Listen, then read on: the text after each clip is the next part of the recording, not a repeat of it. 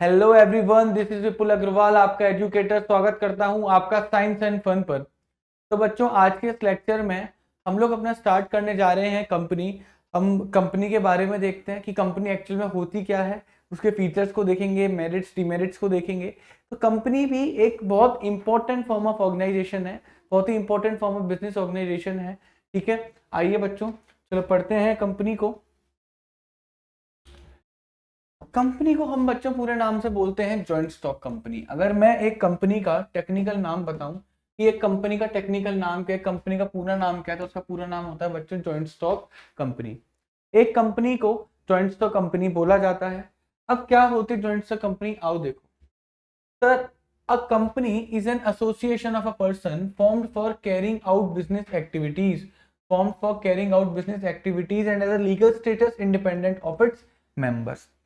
It is like similar to the cooperative society, जो कि हमने अपने लास्ट लेक्चर में कवर करा था।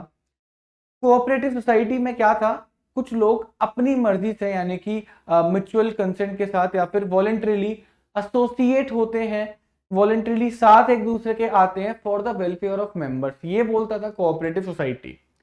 बट ऐसे ही अगर लोग वॉलेंटरी साथ आ जाएं for the carrying out business activities, अगर बिजनेस करने के लिए लोग साथ आ रहे हैं, बिजनेस करने के लिए लोग साथ आ रहे हैं, तो उसको बोला जाएगा बच्चों कंपनी।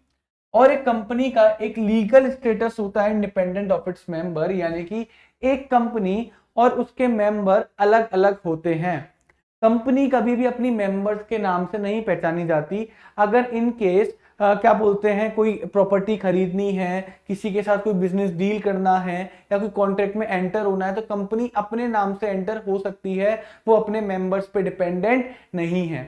कंपनी का खुद के नाम का भी एक लीगल स्टेटस है। कंपनी सू भी कर सकती है और कोई कंपनी को भी सू कर सकता है, कोई कंपनी के नाम पर भी केस कर सकता है। ठीक है, तो कंपनी का अपना एक लीगल स्टेटस होता है। क्लियर है बच्चों? अभी इस डेफिनेशन को थोड़ी देर में पढ़ते हैं, इसको थोड़ी देर में पढ़ते हैं। देखो, the company form of organisation is covered by the companies act 2013। अब कंपनीज एक्ट 2013 को 2013 गवर्न करता है कंपनी को। 2013 कंपनीज एक्ट 2013 बताएगा कंपनीज को किन किन रूल्स एंड रेगुलेशंस को फॉलो करना है, क्या क्या उसके ऊपर लॉ अप्लाई होते हैं, किन किन लॉ को उसको फॉलो करना है। क्लियर है? अगर बच्चों यहाँ पर एक एक्ट आ गया, द कंपनीज एक्ट 2013 आ गया, तो उसका मतलब ये है कि कंपनी का रजिस्ट्रेशन कंपलसरी है।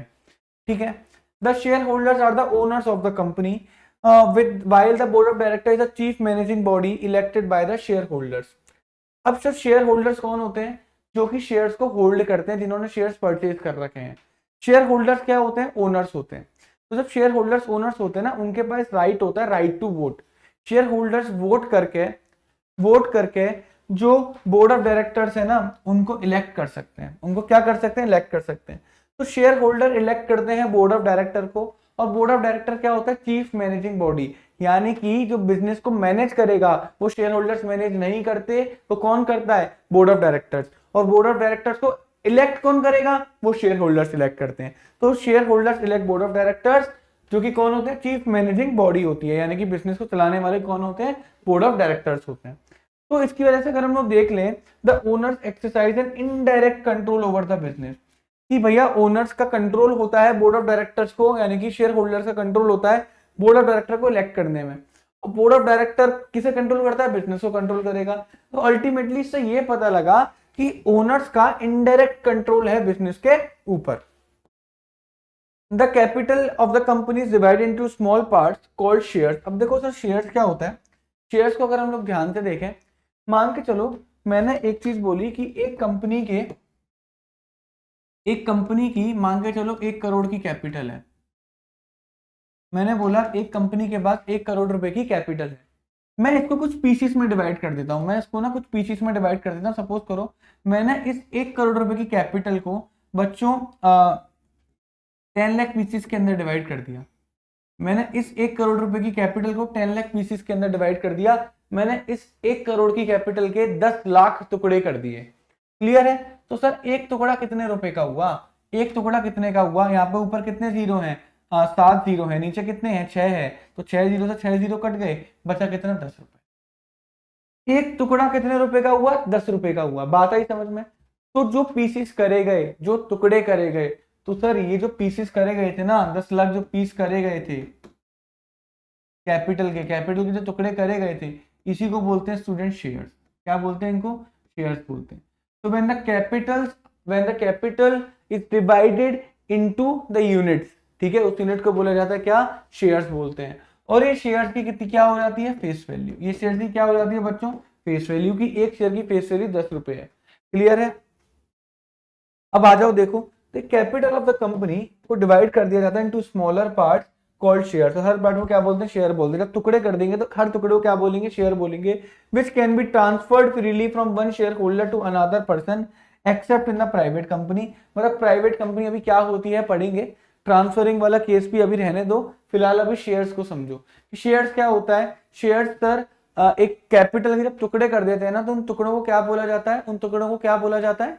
शेयर बोला जाता है। तो हमने अब एक बेसिक सा इंट्रोडक्शन लिया कंपनी का, कि एक कंपनी क्या होती है? कुछ लोग वॉलंटरीली एसोसिएट हुए for carrying out the business activities, और इनका क्या होता है? अपना एक लीगल स्टेटस होता है। अपना क्या होता है? लीगल स्टेटस होता है। फीचर्स क्या होते हैं sir? Company is artificial person. Simple. Company का एक लीगल स्टेटस होता है, एक इंडिपेंडेंट स्टेटस होता है, कंपनी मेंबर से अलग मानी जाती है, ठीक है। मेन बात है, कंपनी को भी एक पर्सन माना जाता है। कैसा पर्सन? Artificial person. अब आर्टिफिशियल पर्सन क्यों? क्योंकि ये लॉ क्रिएट करता है। ये एक ऐसा पर्सन है जो कि लॉ क्रिएट करता है। तो company is a creation of law and exist independent of its member. Like natural person, a company can own property, incur debt, borrow money, enter into contract and sue and be sued. अभी बताया था मैंने कि company contract में enter कर सकती है, company property own कर सकती है, कर्जा ले सकती है, लोन ले सकती है अपने ऊपर। बट फर्क क्या है कि वो एक नॉर्मल ह्यूमन बीइंग की तरह ब्रेथ नहीं कर सकती, ईट नहीं, रन नहीं, टॉक नहीं, सो ऑन, जो कि हम लोग करते हैं अपनी निजी लाइफ में। It is therefore called an artificial person. और इसी वजह से इसको क्या बोला गया है? आर्टिफिशियल पर्सन बोला गया है। कि लॉ क्रिएट करता है, तो काम, कुछ कुछ काम तो नॉर्मल पर्सन जैसा होता है और कुछ कुछ काम नॉर्मल पर्सन जैसा नहीं होता है। तो इसी वजह से पर्सन तो बोला गया, बट आर्टिफिशियल पर्सन बोला गया। Second, separate legal entity. अभी बताया था, सेपरेट लीगल एंटिटी का मतलब लॉ के अकॉर्डिंग, लॉ की निगाह में मेंबर्स अलग, यानी कि ओनर्स अलग और कंपनी अलग, दोनों अलग अलग, ठीक है। लॉ की निगाह में, लॉ की निगाह में सेपरेट लीगल एंटिटी बोला गया। सेपरेट मतलब अलग अलग, लॉ की निगाह में। From the day of its incorporation a company acquires an identity distinct from its member. यानी कि जिस दिन कंपनी को इनकॉर्पोरेट करा गया, जिस दिन कंपनी को रजिस्टर करा गया, है ना, कंपनी जब 2013 में, तो उसकी जो कंपनी की आइडेंटिटी है बच्चों, वो अलग है, अपने मेंबर्स हैं। Its assets and liabilities are separate from those of its owner. The law does not recognise the business and owners to be one and the same. तो बिजनेस की असेट है, वो उसके ओनर के असेट से अलग है, यानी कि ओनर का असेट अलग, कंपनी का असेट अलग, दोनों एक नहीं माना जाता। क्लियर है? बस ये सेपरेट लीगल एंटिटी है। और ये अलग अलग जो है ना, जो सेपरेशन है वो लॉ के अकॉर्डिंग है। लॉ बोलता है अलग अलग है, ठीक है। थर्ड क्या है बच्चों? Formation. The formation of a company is time consuming, expensive and complicated process. It involves the preparation of several documents and complies with several legal requirements before it can start functioning. जो company का incorporation है ना, वो एक time consuming process है, complicated process है, ठीक है, एक्सपेंसिव प्रोसेस है। उसमें बहुत सारे सेवरल डॉक्यूमेंट्स लगते हैं, सेवरल लीगल डॉक्यूमेंट्स लगते हैं, अगर आपको कंपनी को फॉर्म करवाना, अगर आपको कंपनी को इनकॉर्पोरेट करवाना है। और आप इससे बच भी नहीं सकते, क्योंकि कंपनी का इनकॉर्पोरेशन कंपलसरी होता है। तो आपको अगर कंपनी बनानी है तो आपको इन सारी फॉर्मेलिटीज को पूरा करना पड़ेगा, जो कि बहुत ज्यादा हेक्टिक है, टाइम कंज्यूमिंग है, एक्सपेंसिव है और कॉम्प्लिकेटेड है, ठीक है। Perpetual succession. देखो, मेंबर्स आएंगे, मेंबर्स जाएंगे, ओनर्स आएंगे जाएंगे, कोई फर्क नहीं पड़ता, कंपनी कंपनी रहेगी। कंपनी को कोई फर्क नहीं पड़ता कितने मेंबर्स आए, कितने मेंबर्स गए, कंपनी चलती रहेगी, कंपनी का बिजनेस चलता रहेगा। तो company being a creation of law can be brought to end only by the law. तो कंपनी जब लॉ ने क्रिएट करी है, तो एंड भी कौन करेगा? लॉ, लॉ एंड करेगा। It will only cease to exist when a specific procedure for its closure called binding up is completed. Member में कम एंड मेंबर में go, but the company continues to exist. देखो, law बनाता है तो law ही खत्म कर सकता है, और लॉ क्या बोलता है, अगर कंपनी खत्म करनी है तो आपको एक स्पेशल प्रोसीजर से होकर जाना पड़ेगा, जिसको बोलते हैं binding up procedure. Binding up procedure वो प्रोसीजर होता है किसी कंपनी को खत्म करने के लिए, वो प्रोसीजर आपको फॉलो करना पड़ेगा, then only you can close a company. ठीक है, नहीं तो मेंबर्स आएंगे, मेंबर जाएंगे, कंपनी अपना कल चलती रहेगी, कोई फर्क नहीं पड़ता, वो उसे बोलते हैं परपेचुअल सक्सेशन, चलती रहेगी। तो यहाँ पे बच्चों आप लोगों ने 3 शब्द देखे, यहाँ पर आप लोगों ने 3 शब्द देखे। पहला आपका का परपेचुअल सक्सेशन, ठीक है, separate legal entity, artificial person, ठीक है, ये भी काम आएंगे बाद में। Control, the management and control of the affairs of the company is undertaking by the board of directors which appoints the top management officials for running the business. तो अगर हम हिरार्की को समझे ना, तो देखो शेयर होल्डर्स किसे appoint करेंगे, बोर्ड ऑफ डायरेक्टर्स को। Board of directors sorry share holders board of director को इलेक्ट करते हैं, अपॉइंट नहीं, इलेक्ट करते हैं। Board of director then top management को क्या करता है, अपॉइंट करता है। क्लियर है? तो अल्टीमेटली शेयर होल्डर्स ने इलेक्ट करा किसे, बोर्ड ऑफ डायरेक्टर्स को, बोर्ड ऑफ डायरेक्टर ने अपॉइंट करा टॉप लेवल मैनेजमेंट को। तो अल्टीमेटली कंट्रोल किसके हाथ में रहा, बोर्ड ऑफ डायरेक्टर के हाथ में रहा। Top level management, CEO, CFO, COO, SLO. Clear है? तो ये लोग कौन अपॉइंट करते हैं, ये कहां से अपॉइंट करे जाते हैं, ये बोर्ड ऑफ डायरेक्टर इन्हें अपॉइंट करते हैं। सिक्स्थ क्या है, liability. The liability of the member is limited to the extent of the capital contributed by them in a company. यानी कि यार एक शेयर होल्डर जब भी कंपनी के शेयर्स खरीदता है तो वो ओनर तो बन जाता है, बट उसकी लायबिलिटी कैसी रहती है, लिमिटेड रहती है। कहां तक लिमिटेड रहती है, जितना पैसा उसने शेयर के लिए देना है उतने पैसे तक उसकी लायबिलिटी लिमिटेड है। कंपनी ये नहीं बोल सकती कि भैया आपने शेयर खरीद रखा है, आप मालिक हो तो आप और पैसे दो, हमें कर्जा चुकाना है, नहीं। तब मेंबर्स जो ओनर्स की लायबिलिटी होती है वो बच्चा लिमिटेड होती है, लिमिटेड होती है। The creditors can use only the asset of the company to settle their claims. तो सर कंपनी के ही असेट बिकेंगे, अगर कोई क्लेम सेटल करना है तो किसी ओनर के असेट नहीं मिलेंगे, बिकेंगे। सेवेंथ है common seal. The company being an artificial person, क्योंकि कंपनी का आर्टिफिशियल पर्सन है तो वो साइन नहीं कर सकती, देयरफॉर कंपनी के पास एक सील होनी जरूरी है which act as an official signature of the company. Seal का मतलब सर थप्पा, जब लगाते हैं ना थप्पा, तो कंपनी के पास एक कॉमन सील होना बड़ा जरूरी है। अगर देखो कंपनी सिग्नेचर तो कर नहीं सकती, बट कंपनी वो थप्पा लगा सकती है। अगर कंपनी के नाम का थप्पा लग गया, डेट मीन्स कंपनी ने सिग्नेचर कर दिए हैं, और उसी थप्पे को बोला जाता है कॉमन सील। ठीक है। एट्थ है बेटा risk bearing. The risk of losses in a company is borne by all the share holders. In face of financial difficulties all the share holder company have to contribute to the debt of the extent of their share in a company's capital. देखो यहाँ पर भी क्या बात बोली गई है। अभी कुछ बच्चे सोचेंगे सर अभी तो ऊपर बोला था कि लायबिलिटी लिमिटेड है, फिर ये क्यों बात बोला। देखो ध्यान से सुनना, जो लॉसेस होते हैं ना वो सारे शेयर होल्डर को क्या करने पड़ेंगे, बॉन्ड करने पड़ेंगे। सही बात है। जब कंपनी के लॉस होते हैं तो शेयर की वैल्यू कम हो जाती है, डिविडेंड नहीं मिलते हैं, तो कौन भुगतेगा, शेयर होल्डर ही भुगतेंगे, पहली चीज। In face of the financial difficulties all the share holders in a company have to contribute to the debt to the extent of their shares in the company's capital. यहाँ पर भी extent लगा रखा है कि भैया जितने शेयर्स हैं उसी के हिसाब से करना है। लिमिटेड लायबिलिटी ही है एक तरीके से, आपसे अंधाधुंध कोई नहीं मांगेगा, लायबिलिटी लिमिटेड है। मान के चलो 20 रुपए का शेयर है और आपने मात्र पे करे अभी तक 16 रुपए, तो जब कर्जा हो जाएगा कंपनी के ऊपर तो कंपनी आपसे बचे कुछ 4 रुपए मांग सकती है। बात आई समझ में? बस इतना सा है, दोनों पॉइंट्स कोई कॉन्ट्राडिक्ट आपस में नहीं कर रहे हैं। अब आपको समझ में आ गया इनका मतलब। अब ये वाली लाइन पढ़ो, अ कंपनी, ये मेन डेफिनेशन है कंपनी की ना। A company can be described as an artificial person having a separate legal entity, perpetual succession and a common seal. तो एक कंपनी कब बनती है, अ कंपनी को कंपनी क्यों बोलते हैं, तो कंपनी एक आर्टिफिशियल पर्सन है, ठीक है, जिसके पास क्या है, एक परपेचुअल सक्सेशन, मतलब वो चलती रहेगी, वो बंद नहीं होगी, वो चलती रहेगी। Separate legal entity and a common seal, यानी कि कंपनी की आइडेंटिटी अपने शेयर होल्डर से अलग है। बात आई समझ में? यहाँ पे नहीं आई, कंपनी अपने नाम पर सारे कॉन्ट्रैक्ट में एंटर कर सकती है, वो अपने मेंबर्स पर डिपेंडेंट नहीं है। Company is an independent entity. तो सेपरेट लीगल एंटिटी है, परपेचुअल सक्सेशन चलती रहेगी, कॉमन सील मतलब एक थप्पा होना चाहिए so that it can be worked as a signature for the company. Clear? आओ आगे देखते हैं। फीचर समझ में आ गया होगा। फीचर्स में अगर हम लोग देखें तो कंट्रोल किसके हाथ में रहता है, बोर्ड ऑफ डायरेक्टर के हाथ में रहता है। लायबिलिटी कैसी होती है, लिमिटेड होती है। कॉमन सील यानी कि एक सील होनी चाहिए जो कि ऑफिशियल सिग्नेचर की तरह काम करे। रिस्क बियरिंग यानी कि सारे शेयर होल्डर्स को रिस्क बियर करना पड़ेगा, अगर लॉसेस हुए तो सारे शेयर होल्डर्स को नुकसान होता है। Limited liability, the share holders are अब इसके मेरिट्स क्या, फायदे क्या है? Limited liability, the share holders are liable to extend of the amount unpaid on the shares held by them. अभी देखो मैंने बताया था कि शेयर होल्डर जो है कहां तक लायबल होगा, वहीं तक जितना उसे पैसा देना है शेयर्स का, उसके बाद उससे नहीं मांगा जाएगा। शेयर होल्डर की पर्सनल प्रॉपर्टी दांव पर नहीं लगाई जाएगी, उसकी पर्सनल प्रॉपर्टी नहीं बिकेगी, सेफ है, फायदा है शेयर होल्डर्स के लिए।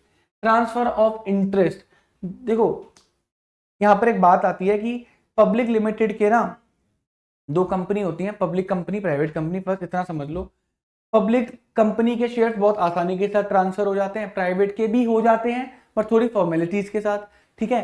तो दोनों कंपनी के यानी कि एक कंपनी के शेयर्स जो हैं वो ट्रांसफर हो जाते हैं। The ease of transfer of ownership as to the advantage of investing in a company as the share holder. Public limited company can be sold in the market as such, can be easily converted in the cash in case need arises. अगर यार आपको business के अंदर participate करना है, आप मत खोलिए पार्टनरशिप, आप मत करिए कोऑपरेटिव सोसाइटी में, मत जाइए, आप अपना धंधा मत स्टार्ट करिए, मत घुसिए एचयूएफ में, आप कंपनी के अंदर इन्वेस्ट कर दो ना। सोच के देखो, सोच के देखो, क्यों ट्रांसफर ऑफ इंटरेस्ट? यार आपने किसी कंपनी के शेयर्स खरीदे, आप उसके मालिक बन गए, आप जब मन चाहे उस कंपनी के शेयर्स को ट्रांसफर कर सकते हो, अपनी ओनरशिप को ट्रांसफर कर सकते हो, अपने इंटरेस्ट को ट्रांसफर कर सकते हो, कोई प्रॉब्लम नहीं है, कोई भी प्रॉब्लम नहीं है। इसी वजह से एडवांटेज देता है, फ्लेक्सिबिलिटी देता है ओनर को कि यार ठीक है ना, हमें तो क्या ही रिस्क है, चलेगा तो ठीक है, नहीं चलेगा तो हम बेच के कहीं और चले जाएंगे, कोई प्रॉब्लम नहीं है। थर्ड है perpetual existence. Sir company effect नहीं होती डेथ से, रिटायरमेंट से, resignation, insolvency, insanity of a member, company चलती रहेगी, कोई प्रॉब्लम नहीं है, कंपनी चलती रहेगी। Scope for expansion, scope for exception, अगर कंपेयर करा जाए सोल प्रोप्राइटर और पार्टनरशिप फॉर्म से, company has a large financial resources, company के पास ज्यादा फाइनेंशियल रिसोर्सेज होते हैं, क्योंकि कंपनी नॉर्मल जनता से भी पैसा रेस कर सकती है, वहां से भी कैपिटल रेस कर सकती है। डेट्स वाई कंपेरेटिवली कंपनी के पास ज्यादा पैसे रेस करने की कैपेसिटी होती है then the sole proprietor and the partnership firm. Capital can be attracted from the public as through the loans and bank and financial institution etcetera. Professional management, क्योंकि company के पास ज्यादा फाइनेंस होता है, कंपनी ज्यादा finance race कर सकती है, कंपनी कंपेरेटिवली अच्छा पैसा होता है कंपनी के पास एक सोल प्रोप्राइटर और पार्टनर से। तो जब कंपनी के पास पैसा अच्छा होगा तो उस पैसे को खर्च करके, ज्यादा पैसे को खर्च करके ज्यादा अच्छे लोग भी हायर कर सकती है, इसी वजह से कंपनी का मैनेजमेंट भी ज्यादा अच्छा होगा। तो कंपनी का मैनेजमेंट यूजुअली अच्छे से काम करता है then the partnership, then the sole proprietor. क्यों? क्योंकि वो लोग इतना पैसा खर्च नहीं कर पाते अच्छे एम्प्लॉय ढूंढने में, क्योंकि शॉर्टेज ऑफ फंड्स है, बट यहाँ पर नहीं होती, यहाँ पर शॉर्टेज ऑफ फंड्स बहुत रेयरली केस में देखते हैं, इसी वजह से ये लोग अच्छा मैनेजमेंट को हायर कर सकते हैं। डीमेरिट का फर्स्ट पॉइंट देखो क्या नुकसान है, कॉम्प्लेक्सिटी इंफॉर्मेशन। यार ये तो है, कंपनी इतना आसान नहीं है बनाना, बहुत फॉर्मेलिटीज हैं, बहुत लीगल रिक्वायरमेंट्स है, इवन आपको फॉर्मेशन के लिए भी एक पर्सन हायर करना पड़ेगा जो कि आपको बताएगा कि आपको किन किन फॉर्मेलिटीज से निकलना पड़ेगा to form a company. The formation of a company require greater time, efforts and extensive knowledge of legal requirement and the procedures involved। आपके पास नॉलेज होनी चाहिए, उसके लिए आपको बंदा हायर करना पड़ता है, बंदा हायर करना पड़ता है, ठीक है। लैक ऑफ सीक्रेसी, देखो कंपनी ना, कंपनी पब्लिक से पैसा रेस तो कर लेती है, तो कंपनी जब पब्लिक से पैसा ले रही है तो पब्लिक को सब बताना भी पड़ेगा कि वो उस पैसे का क्या करने वाली है, उसे अपने फ्यूचर प्लान्स बताने पड़ेंगे, ठीक है, उसे प्रॉफिट्स, लॉसेस, रेवेन्यू वगैरह सब बताना पड़ेगा पब्लिक को, क्योंकि पब्लिक ने इन्वेस्ट करा हुआ है। तो कंपनी के आगे प्रॉब्लम होती है लैक ऑफ सीक्रेसी, कंपनी को अपनी इंपॉर्टेंट डिटेल शेयर करनी पड़ती है, जिसकी वजह से उसके जो खुद के प्लान्स होते हैं ना वो सीक्रेट नहीं रहते, वो इतने कॉन्फिडेंशियल नहीं रहते, क्योंकि कंपनी खुद को पब्लिक को बताना पड़ता है। The companies that require each person to provide time to time a lot of information to the office of the registrar of the company, such information is available to the general public also। तो भाई company को तो अपनी सारी information बतानी पड़ेगी, general public को बतानी पड़ेगी, कंपनी का सीक्रेसी कम रहती है। Impersonal work environment, the large size of the company further makes it difficult for the owners and top management to maintain personal contact with the employees, customers and creditors। अब देखो क्या होता है, अब हम सोल प्रोप्राइटर की बात करें, हम पार्टनरशिप की बात करें, या फिर हम लोग एचयूएफ की बात करें, वहां पर एक पर्सनल कॉन्टेक्ट था कि आप डायरेक्टली अपने एम्प्लॉयज वगैरह से, डेटर से, क्रेडिटर से बात कर सकते हो। बट क्योंकि कंपनी का एक पहली बात क्या रीजन होता है कि सेपरेट लीगल एंटिटी है, अपना खुद की पहचान है, तो हम लोग कंपनी को भी एक पर्सन की तरह ट्रीट करने लगते हैं। हमें नहीं देखते मेरी डीलिंग किसी पर्सन के साथ चल रही है, हमें देखते मेरी डीलिंग एक एक कंपनी के साथ चल रही है। बात आई समझ में?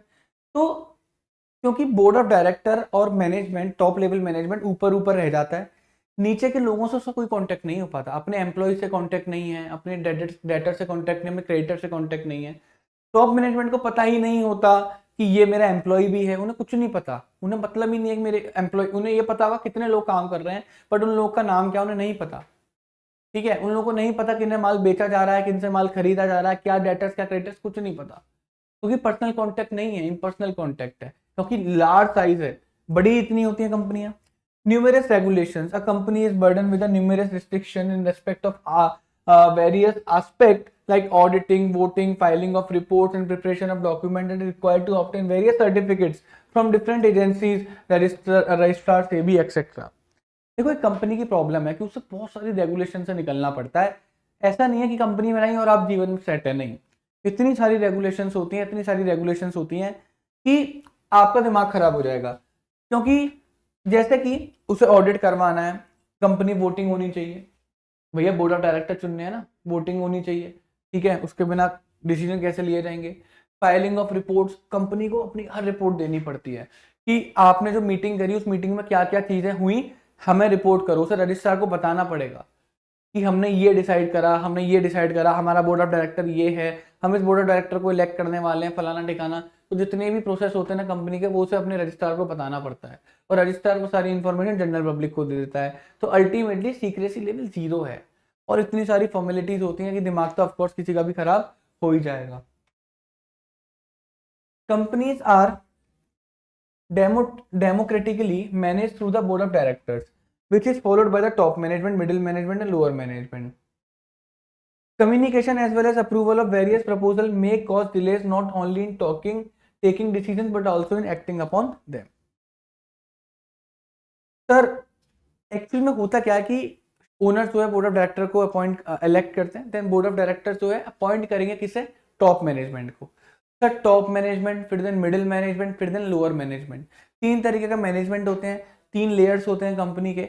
अब मान के चलो टॉप मैनेजमेंट ने कोई इंफॉर्मेशन दी जो कि लोअर मैनेजमेंट तक जानी है, वो जाएगी कैसे, टॉप से मिडिल जाएगी, मिडिल से फिर लोअर तक जाएगी, और लोअर को कोई बात कहनी है टॉप मैनेजमेंट को, तो वो लोअर से मिडिल में आएगी, मिडिल से फिर टॉप लेवल मैनेजमेंट में जाएगी। ये कम्युनिकेशन का बहुत ही डिले कर देता है, बहुत ही ज़्यादा डिले कर देता है, कम्युनिकेशन डिले हो जाती है इस चीज़ से। तो डिले इन डिसीजन मेकिंग, इस चक्कर में डिसीजन मेकिंग क्या हो जाती है, डिले हो जाती है, क्योंकि आपको फीडबैक्स लेने पड़ते हैं, आपको इन्फॉर्मेशन देनी पड़ती है। जब सारी चीज़ें हो जाती हैं उसके बाद ही आप डिसीजन ले सकते हो। बात आई समझ में, आप नहीं आई? अगर मान के चलो मेरे को एक इलेक्ट्रिक स्कूटी बनानी है, तो मैं सोच रहा हूँ तो बन नहीं जाएगी, बनेगी तब जब मैं टीम के साथ डिस्कस करूंगा। तो मुझे पार्टिसिपेशन मिडिल लेवल मैनेजमेंट से लेकर लोअर लेवल मैनेजमेंट तक का चाहिए, और वो कम्युनिकेशन आपको पता ही है कितना लंबा टाइम लेगा, तो डिसीजन मेकिंग में डिले हो जाता है। सिक्स्थ है conflict in interest, there may be a conflict of interest various among the various share stake holders of the company. देखो कंपनी में बहुत सारे लोग होते हैं, board of director, chief management. अब मान के चलो बोर्ड ऑफ डायरेक्टर और टॉप लेवल मैनेजमेंट के बीच में ही क्या हो जाए, कोई बात हो जाए, उनके बीच में नहीं बन रही, ठीक है। अब सपोज करो गूगल के बोर्ड ऑफ डायरेक्टर्स अलग है, भाई वो उनके बड़े बड़े शेयर होल्डर्स हैं जो कि इलेक्ट करे गए हैं as a board of director. तो डायरेक्ट कंट्रोल किसका रहा है कंपनी का, उन पे उन्हीं का कंट्रोल रहता है कंपनी के ऊपर, क्योंकि वही क्या कर रहे हैं, टॉप लेवल मैनेजमेंट को क्या कर रहे हैं, इलेक्ट कर रहे हैं। अब गूगल के बोर्ड ऑफ डायरेक्टर ने सपोज करो सुंदर पिचाई जी को क्या करा, सीईओ बना दिया, टॉप लेवल मैनेजमेंट में लाके रख दिया। अब वो सीईओ जी बोल रहे हैं, सुंदर पिचाई जी बोल रहे हैं नहीं हमें ये वाला प्रोडक्ट निकालना चाहिए। बोर्ड ऑफ डायरेक्टर बोल रहा नहीं सुंदर तुम्हारा दिमाग खराब हो गया, तो चलेगा ही नहीं, ये वाला प्रोडक्ट नहीं, ये वाला प्रोडक्ट निकालना चाहिए। दोनों के बीच में कॉन्फ्लिक्ट हो गया कि दोनों का जो ओपिनियन था वो सेम नहीं है, दोनों का थॉट प्रोसेस अलग अलग है। तो ऐसा होता ही है, ये भी एक नुकसान है, ये भी क्या है, एक नुकसान है। और मैंने आपको बताया भी था कि जहां पर एक से ज्यादा लोग होते हैं ना, वहां पर कॉन्फ्लिक्ट होना तय है, ठीक है। आप लोगों की, आपकी गर्लफ्रेंड अपने बॉयफ्रेंड के साथ कॉन्फ्लिक्ट हो जाते हैं इतना प्यार करने के बावजूद भी। तो जहां पर भी एक से 2 लोग हो गए ना, वहां पर कॉन्फ्लिक्ट होने के चांसेस रहते हैं। जहां पर भी आपका थॉट प्रोसेस चेंज हुआ वहीं पर कॉन्फ्लिक्ट होना स्टार्ट हो जाएगा। Sir types of companies, company के कितने टाइप्स होते हैं?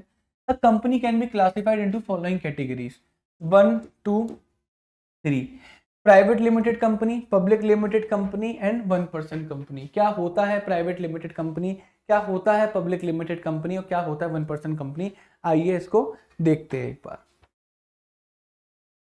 Private limited company, private limited company means a company which by its articles. Articles एक कंपनी का डॉक्यूमेंट होता है, एक कंपनी का इंपॉर्टेंट डॉक्यूमेंट होता है, आर्टिकल ऑफ एसोसिएशन, जिसमें कंपनी के रूल्स एंड रेगुलेशंस लिखे होते हैं, ठीक है। अभी इतना समझ लो। तो आर्टिकल्स के अकॉर्डिंग प्राइवेट कंपनी क्या होती है sir, restrict the right to transfer shares. Private company का एक कह सकते हो कैरेक्टरिस्टिक है कि प्राइवेट कंपनी के जो शेयर्स होते हैं ना, वो इतनी आसानी के साथ क्या नहीं हो सकते, ट्रांसफर नहीं हो सकते। There are certain restrictions upon it. अगर आप किसी प्राइवेट कंपनी में फंडिंग लेके बैठे हो तो it is very difficult to transfer the shares. कुछ सर्टेन कंडीशंस होती है, वहां कर सकते हो, अदरवाइज नहीं। इतनी आसानी से नहीं कर सकते कि जब मन चाहे तब बेच दोगे। अभी शार्क टैंक इंडिया में आप लोग देखते हो तो शार्क फंडिंग देते हैं ना कंपनीज को, तो शार्क एक्चुअल में शेयर्स परचेज करते हैं उन प्राइवेट लिमिटेड कंपनीज के, वो वहां प्राइवेट लिमिटेड कंपनीज ही आती हैं। तो प्राइवेट लिमिटेड कंपनीज के जब आपने शेयर्स परचेज करे तो शार्क जो है ना उन शेयर्स को आसानी के साथ ट्रांसफर नहीं कर सकते, उन्हें प्रोसीजर से निकलना पड़ेगा, कुछ रेस्ट्रिक्शंस होती हैं उनके ऊपर ट्रांसफर करने के लिए। तो प्राइवेट लिमिटेड कंपनी में शेयर्स का ट्रांसफर रेस्ट्रिक्ट होता है, कुछ रेस्ट्रिक्शंस होती हैं, ठीक है। दूसरी का मिनिमम 2 मेंबर, मैक्सिमम 200, 200 से ज्यादा मेंबर्स नहीं होने चाहिए और उनके अंदर एम्प्लॉइज काउंट नहीं होंगे। इन 200 के अंदर एम्प्लॉइज काउंट नहीं, एम्प्लॉइज तो 10,000 रख लो, कोई फर्क नहीं पड़ रहा। मेंबर्स की बात कर रहा हूं मैं, मेंबर्स का मतलब board of director, shareholders. बात आई समझ में। मिनिमम 2 होने चाहिए, maximum 200। Prohibits any invitation to the public to subscribe for any securities of the company. मतलब मैं बहुत आसान शब्दों में बताऊं तो प्राइवेट लिमिटेड कंपनी जो है पब्लिक से पैसा नहीं ले सकती, ले ही नहीं सकती। ये प्राइवेट लोगों से ही पैसा लेगी, कुछ गिने चुने लोग हैं उन्हीं से पैसा ले सकती है। यानी कि जो शार्क टैंक इंडिया में कंपनीज आती हैं, आप लोग सोचते होंगे यार ये शेयर मार्केट में क्यों नहीं दिखती। रीजन बीइंग शेयर मार्केट में वो कंपनी होती है जो पब्लिक लिमिटेड कंपनी होती है, वो एलिजिबल होती है पब्लिक से पैसा लेने के लिए। और पब्लिक से पैसा लेने के लिए सबसे अच्छा हिसाब है कि अपने आप को शेयर मार्केट में रजिस्टर करवा दो, ठीक है। बट प्राइवेट लिमिटेड कंपनी ऐसा नहीं कर सकती, वो लोग पब्लिक से पैसा नहीं ले सकते। वो इसी वजह से किसके पास जाते हैं, शार्क के पास जाते हैं, आप पैसा दो। यानी कि they are choosing the certain person कि मुझे इससे पैसा चाहिए, इससे पैसा चाहिए। बात आई समझ में, क्लियर है। तो प्रोहिबिट करता है किसी भी इनविटेशन को, यानी कि एक प्राइवेट लिमिटेड कंपनी जो है पब्लिक को इनवाइट नहीं कर सकती अपने शेयर्स खरीदने के लिए, अपनी सिक्योरिटीज खरीदने के लिए। यहाँ पे सब्सक्राइब का मतलब होता है परचेज करना। तो एक प्राइवेट लिमिटेड कंपनी इनविटेशन नहीं दे सकती पब्लिक को कि वो उनकी सिक्योरिटीज, वो उनके शेयर्स को सब्सक्राइब करें। तो ये प्राइवेट कंपनी का, प्राइवेट लिमिटेड कंपनी के एक को बताता है कि प्राइवेट लिमिटेड कंपनी में देखो आप शेयर्स को ट्रांसफर नहीं कर सकते, मिनिमम 2 होने चाहिए, मैक्सिमम 200 होने चाहिए, और आप पब्लिक से पैसा नहीं ले सकते। क्लियर है। अब पब्लिक लिमिटेड कंपनी क्या होती है? Public limited company is a company which is not a private company. यानी कि प्राइवेट कंपनी की, अब मेरे को एक बात बताओ, प्राइवेट कंपनी की ये 3 चीज एक साथ फॉलो होनी चाहिए कि देखो शेयर सिर्फ ट्रांसफर नहीं कर पाता, साथ के साथ मिनिमम 2 और मैक्सिमम 200 लोग हैं, और उसके साथ वो जनरल पब्लिक को पैसा भी नहीं, जनरल पब्लिक से पैसा भी नहीं ले सकता। अगर इनमें से कोई एक चीज फॉल्स कर दो तो अपने आप ही बन जाएगी बच्चों क्या, पब्लिक कंपनी। इनमें से कोई एक चीज ही फॉल्स कर दो, मतलब हमने ये बोल दिया कि हमने रेस्ट्रिक्शन हटा दी, अब आप ट्रांसफर कर सकते हो, बन गई पब्लिक कंपनी। हमने बोल दिया कि मिनिमम 2 की बजाय हम कहते हैं कि क्या बोलते हैं, मिनिमम 2 नहीं होंगे, ज्यादा होंगे, ठीक है, तो बन गई आपकी पब्लिक कंपनी। तो इनमें से एक भी कंडीशन फॉल्स हो जाएगी ना तो पब्लिक कंपनी के चांसेस हो जाते हैं बनने के। अब जैसे पब्लिक कंपनी में मिनिमम कितने मेंबर्स होने चाहिए, 7, और मैक्सिमम कोई लिमिट ही नहीं है। कंडीशन फॉल्स हो गई, नहीं हो गई वो। Has no restrict on transfer of securities. Sir वहां रेस्ट्रिक्शन था, यहाँ रेस्ट्रिक्शन नहीं होता। Third, not prohibited to invite general public to subscribe it securities. यानी कि यहाँ पर कोई रोकथाम नहीं है, पब्लिक कंपनीज आराम से जनरल पब्लिक से पैसा ले सकती है, कोई रोकथाम नहीं है। तो प्राइवेट कंपनी ट्रांसफर नहीं कर सकती थी शेयर्स, प्राइवेट कंपनी क्या बोलते हैं मिनिमम 2 मैक्सिमम 200 थे, और वहां पर क्या था, प्रोहिबिशन था, आप जनरल पब्लिक से पैसा नहीं ले सकते। लेकिन यहाँ पर कुछ भी ऐसा नहीं है। However, a private company which is a subsidiary of the public company is also treated as a public company. मान के चलो एक कंपनी है क्या, XLE, लिमिटेड, ये क्या है बच्चों? पब्लिक कंपनी है। ये क्या है बच्चों? पब्लिक कंपनी है। ठीक है, इस एक्सएलई लिमिटेड ने एबीसी प्राइवेट कंपनी है। ठीक है, एबीसी प्राइवेट कंपनी है, ये प्राइवेट है।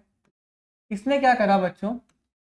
एक्सएलई लिमिटेड ने क्या करा? एबीसी प्राइवेट लिमिटेड के 51% शेयर्स खरीद लिए, यानी कि 50% से ज्यादा शेयर खरीद लिए।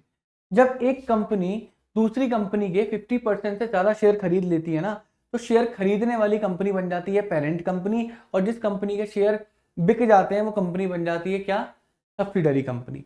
तो जहां पर एक पेरेंट कंपनी पब्लिक है, यानी कि सुनो, एक्सएलई लिमिटेड पब्लिक कंपनी है और उसकी सब्सिडरी कंपनी कौन है? ABC private limited. तो एबीसी तो प्राइवेट कंपनी है, बट उसकी सब्सिडरी कंपनी क्या क्या है? सॉरी, एबीसी क्या है? सब्सिडरी कंपनी है, बट उसकी पेरेंट कंपनी क्या है? पब्लिक कंपनी है।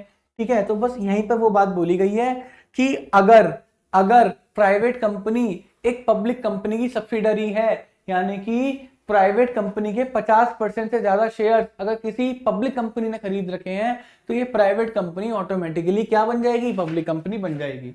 ऑटोमेटिकली क्या बन जाएगी? पब्लिक कंपनीज बन जाएगी। क्लियर है बच्चों? फिर आता है नेक्स्ट 1% कंपनी। ये थोड़ा नया कॉन्सेप्ट है, ये थोड़ा अच्छा कॉन्सेप्ट है, आओ उसको देखो। An OPC means a company with only 1% as its member. Sir OPC में खाली 1%, इसका 1% ही, 1% खाली मेंबर होगा।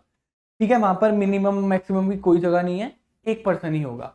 ठीक है, it is provided that only a natural person who is an Indian citizen and a resident in India shall be eligible to incorporate OPC। OPC के member बनने के लिए भी कुछ रेस्ट्रिक्शंस होती हैं, उनको आपको फुलफिल करना पड़ेगा। जैसे आप एक नेचुरल पर्सन होने चाहिए, आप रोबोट नहीं होने चाहिए, आप एक कंपनी नहीं होनी चाहिए। मतलब ऐसा नहीं हो कि एक कंपनी ओपीसी चला रही है, एक प्राइवेट कंपनी ओपीसी चला रही है, पब्लिक कंपनी ओपीसी चला रही है। बड़ा स्मार्टली इन्होंने डाला नेचुरल पर्सन। अगर खाली पर्सन डालते तो कुछ लोग ना कंपनी के नाम से ही ओपीसी चालू कर देते कि ये कंपनी इस ओपीसी की मेंबर है, ऐसे करके। नहीं, ऐसा नहीं होना चाहिए, क्योंकि वहां पर आपको बताना पड़ेगा कि मेंबर पर्सन का मतलब आर्टिफिशियल या नेचुरल पर्सन, क्योंकि ये वर्ड यूज हुआ आर्टिफिशियल पर्सन इस वजह से। तो इन्होंने यूज करा क्या? नेचुरल पर्सन की भैया ऐसा है, कोई ऑन पेपर पर्सन नहीं होना चाहिए, नेचुरल जीता जागता पर्सन होना चाहिए, बायोलॉजिकल पर्सन होना चाहिए, वो ही क्या बोलते हैं ओपीसी के लिए एलिजिबल है। और वो पर्सन भी कैसा होना चाहिए? इंडियन सिटीजन होना चाहिए और इंडिया में ही रह रहा होना चाहिए, तभी वो एलिजिबल होगा ओपीसी ओपन करने के लिए, इंकॉर्पोरेट करने के लिए। कहने का मतलब क्या क्या चीजें निकल कर आई? पहली क्या? नेचुरल पर्सन, रेसिडेंट और citizen. Natural person, citizen, resident, NCR. NCR से आप इसे याद कर सकते हो, नेचुरल पर्सन, सिटीजन और रेसिडेंट, एनसीआर होना चाहिए, तभी एक पर्सन क्या होगा? ओपीसी को ओपन कर सकता है। No person shall be eligible to incorporate more than 1 OPC. और एक पर्सन एक से ज्यादा ओपीसी को ओपन नहीं कर सकता, यानी कि एक पर्सन ने एक ओपीसी ओपन करी तो वही उसकी ओपीसी है, वो दोबारा एक नई 1% कंपनी को नहीं स्टार्ट कर सकता। पहली वाली बंद करनी पड़ेगी, देन अगेन दूसरी वाली स्टार्ट कर सकता है, बट साइमल्टेनियसली दो या दो से ज्यादा नहीं चला सकता। क्लियर है बच्चों? कोई प्रॉब्लम इसमें? दो तरीके की कंपनी होती हैं, company limited by guarantee and company limited by shares. ये मैं बोल सकता हूँ कि on the basis of liability यहाँ पे कंपनीज को डिवाइड कर रहा है। वहां पर on the basis of ownership करा था, ठीक है, यहाँ पर on the basis of liability करा हुआ है। देखो, कंपनी जो कि लिमिटेड बाय गारंटी है, या फिर कंपनी, पहले इसे बाद में पढ़ेंगे, इसे पढ़ो पहले। Company limited by shares means the company having the liability of its member limited by memorandum to the amount in any unpaid on the share respectively held by them. इसका सीधा सीधा सिंपल सा मतलब, बहुत आसान सा मतलब है कि अगर आपने किसी कंपनी के शेयर्स को परचेज कर रखा है, सपोज करो फॉर एग्जांपल, अगर मैं यहाँ पे लिखूं कि आपकी कंपनी के शेयर की फेस वैल्यू थी 20, ये कंपनी के शेयर की फेस वैल्यू थी, ठीक है, और इस फेस वैल्यू में से अभी तक आपने दिए कितने रुपए? 16 रुपए। आपने कितने रुपए पे कर दिए हैं? 16 रुपए आप दे चुके हैं। तो आपकी अब लिमिट, आपकी अब लायबिलिटी कितनी और है? आपकी लायबिलिटी कितनी और है? तो जहां पर कंपनी लिमिटेड बाय शेयर्स है ना, आपकी लायबिलिटी उतनी ही होगी जितना आपका अनपेड अमाउंट है, जितना आपका क्या है बच्चों? अनपेड अमाउंट है। तो अनपेड अमाउंट कितना आया? 4 रुपए। भाई 20 रुपए पे करने थे, 16 रुपए कर चुके, अनपेड कितना है? 4 है, तो 4 ही आपकी क्या होगी? 4 ही आपकी क्या होगी? एक लाइबिलिटी होगी जो आपको और पे करनी है। अल्टीमेटली आपको 20 रुपए देने थे, 16 दे चुके, 4 नहीं दिए, तो 4 ही आपकी क्या बनेगी, आपकी लाइबिलिटी बनेगी। क्लियर है नहीं क्लियर, कोई प्रॉब्लम इसमें? ठीक है, तो कंपनी लिमिटेड बाय शेयर्स मतलब जहां पर लाइबिलिटी अनपेड अमाउंट होता है, अनपेड अमाउंट होता है। But company limited by guarantee अलग होता है, कंपनी लिमिटेड बाय गारंटी अलग होता है। यहाँ पर जो गारंटी का अमाउंट होता है ना, वो मेमोरेंडम ऑफ एसोसिएशन में लिख दिया जाता है, एमओए में लिख दिया जाता है, एमओए में लिख दिया जाता है इसका अमाउंट। क्लियर है नहीं क्लियर है? मान के चलो बोल दिया गया कि एक शेयर होल्डर को 100 रुपए देने पड़ेंगे, 100 रुपए क्या हो गया, मेरे गारंटी अमाउंट हो गया। कि जब कंपनी बंद हो रही होगी, जब कंपनी बंद हो रही होगी, जब कंपनी वाइंडिंग अप के प्रोसेस से निकल रही होगी, तो एक शेयर पे हो सकता है हम 100 रुपए गारंटी के मांग लें। हम 100 रुपए किसके मांग लें, गारंटी के मांग लें। हो सकता है, मतलब आपने जो शेयर फेस वैल्यू के 20 रुपए दिए, उससे अलग 100 रुपए भी मांगे जा सकते हैं, कि गारंटी का अमाउंट होता है, एक कंपनी मांग सकती है अगर उसके एमओए में लिखा हुआ है। तो जहां पर कंपनी ऐसे पैसा मांगेगी वो कंपनी लिमिटेड बाय गारंटी, और जहां पर कंपनी ऐसे पैसा मांगेगी वो कंपनी लिमिटेड बाय शेयर्स। तो means the company having the liability of its member limited by memorandum to such amount as the members may respectively undertake to contribute the asset of the company in the events of its winding up। यानी कि sir एक ऐसा amount जो कि memorandum में लिखा गया, memorandum of association में लिखा गया है, यहाँ पर मेंबर को वो अमाउंट देना पड़ सकता है कंपनी के असेट को क्या करने के लिए, ऐसा कंपनी के असेट की तरह कि भाई कंपनी बोलेगी ना, अरे मेरे को अगर वाइंडिंग अप के टाइम पे पैसे की जरूरत पड़ी तो मैं अपने मेंबर से 100 रुपए मांग सकती हूँ, इस तरीके से। तो कंपनी के लिए तो असेट हो गया, कंपनी के लिए तो असेट हो गया। तो वो अमाउंट जो कि क्या बोलते हैं, मेंबर्स को देने पड़ेंगे at the event of winding up, वो क्या होता है, गारंटीड अमाउंट होता है। उसी ऐसी कंपनी को बोला जाता है कंपनी लिमिटेड बाय गारंटी। तो बच्चों आज के हमारे इस लेक्चर में इतना ही। कंपनी का जो बचा हुआ पोर्शन है वो हम लोग नेक्स्ट लेक्चर में कवर करेंगे, और नेक्स्ट लेक्चर में आई होप हम इस चैप्टर को भी खत्म कर देंगे। तो तब तक के लिए बच्चों take care, goodbye. And आप लोगों के लिए गुड न्यूज भी है, वो गुड न्यूज है कि आप अब इन नोट्स को हमारे साइंस एंड फन के ऐप से डाउनलोड कर सकते हो बिल्कुल फ्री ऑफ कॉस्ट। ओके बच्चों, तब तक के लिए टाटा बाय बाय।